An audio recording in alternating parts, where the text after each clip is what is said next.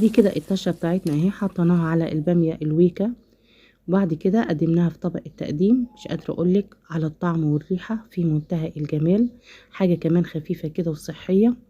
اول حاجه بيكون معانا الباميه بجيبها الاول انضفها من الشعيرات اللي بتبقى موجوده فيها، وبعد كده بغسلها غسله كويسه تحت الحنفيه، وبحطها على مصفى لحد ما تصفي الميه بتاعتها خالص.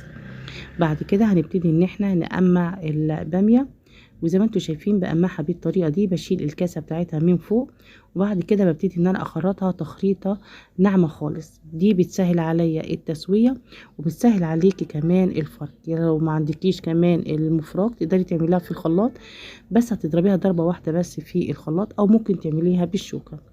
بحط بقى الباميه اللي انا عملتها بحطها في قلب حله، وبحط عليها كمان بصلايه كده مفرومه ناعم.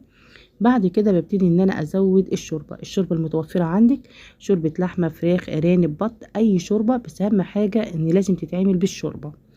بحط هنا الشوربه في مستوى كده الباميه، بعد كده بحطهم على النار، بسيبهم كده الاول ياخدوا غلوتين على نار عاليه.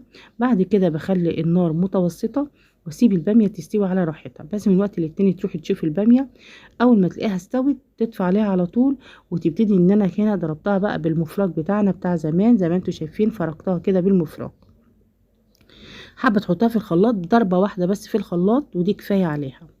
هبتدي اعمل لها بقى الطشه بتاعتها، بحط ماده دهنيه في قلب الطاسه واحطها على النار، بنزل بيه الماده بنزل بيه الثوم المفروم ناعم.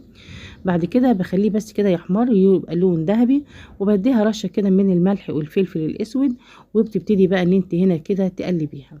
انا الشوربه عندي كانت متحيقه، عشان كده انا ما ضفتش ملح خالص. والباميه على فكره بتبقى حساسه، يعني تحاولي ان انت تبقي مظبطه الشوربه بتاعتك عشان ما تقعدش تغلي كتير وتحدقي منك. وهقول لك على خطوه مهمه جدا، اثناء تسويه الباميه على النار ما تغطيش خالص الحله خالص، لان الباميه حساسه وممكن هي تسود معاكي، فسيبيها عشان تبقى على خضارها ده معانا. دي كانت حلقتنا، اتمنى يكون الفيديو عجبكم، ولو عجبكم اللايك والشير، والسلام عليكم ورحمه الله وبركاته.